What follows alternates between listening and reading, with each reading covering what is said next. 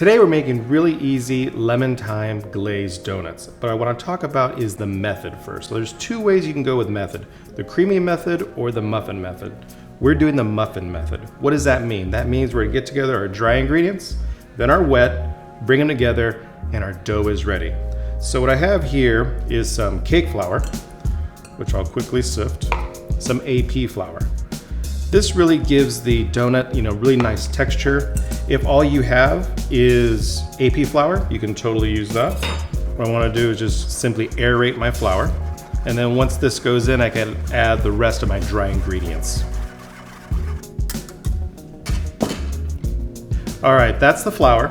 Now I can add the rest of my dry ingredients. I have some baking soda, some baking powder, and a little bit of salt.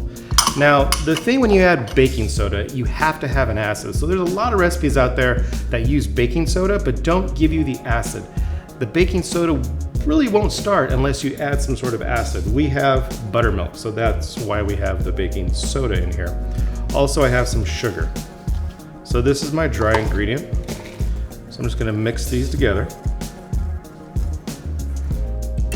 And now I can do my wet. I have 2 eggs here. Just want to mix these together. And I'm going to add my buttermilk.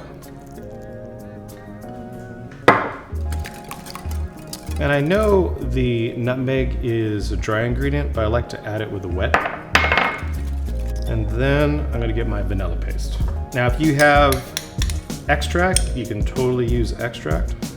I just like the paste and the seed and what it does as far as final product.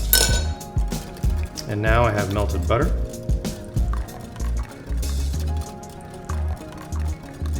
And our wet is pretty much good to go.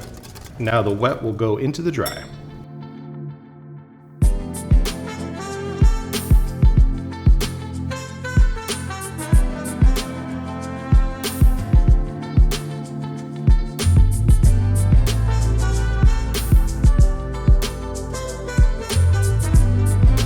As we're mixing this, once it comes together, stop mixing. We don't want to overwork our dough. So right when it becomes homogeneous and there's no more dry, this is good to go. So now we're gonna get our ice cream scoop and we can start frying. I want to do this about 350 degrees.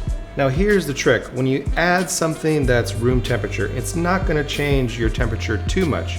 But if this was frozen or really, really cold and you throw in your fry oil, then you get a big temperature fluctuation. We don't want to do that. So if this is a cold product, start at 375. So when you drop the cold product, it stays at 350. So you got to play that game of temperature to temperature. So this is good to go. So I have my ice cream scoop. I like ice cream scoops because it's uniform in size.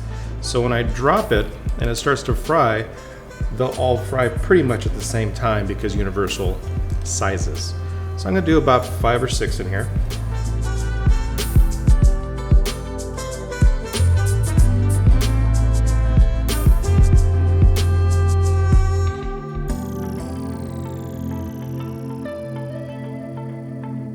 Also, just like the saute technique, I don't want to overcrowd my pan. So I want the heat not to change and I want this to get really crisp. And basically when I see the edges get dried out, I'll flip it over and the donut's good to go. As you can see, they're really poofing up. Much bigger than the size of the scoop I'm using. So really nice growth with that baking soda and baking powder and that acid from the buttermilk.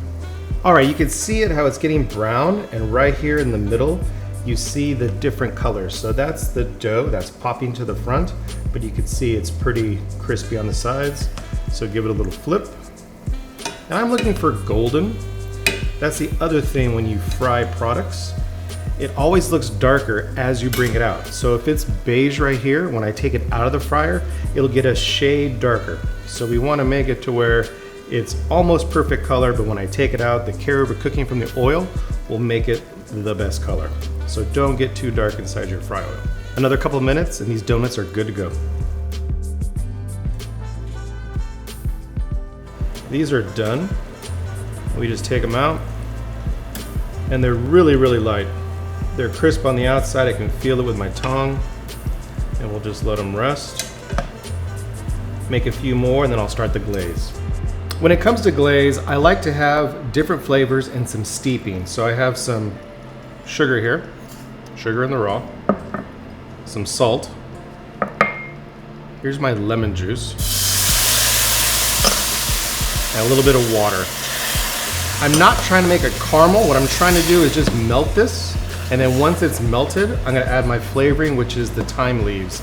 And then I can just let it steep for like 10 minutes, and then I'll put it with my powdered sugar.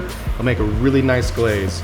So if you want to do any type of flavor, this is where you want to do it. Total steeping, get that flavor, and we can mix it with our powdered sugar. And we're almost there. Just like that, clear liquid. So now I'm gonna drop my thyme and get that flavor going. And I'm gonna let it steep for like 5 minutes, and then we're gonna add it to that powdered sugar and flavor it up.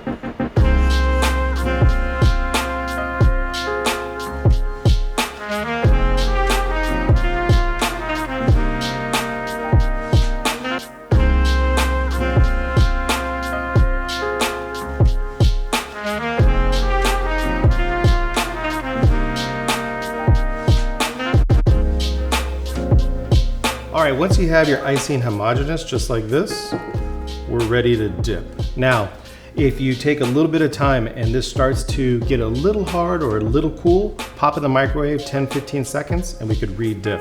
But this is pretty warm, so I don't think that's gonna happen. But if it does, use the microwave. And then we can just dip them.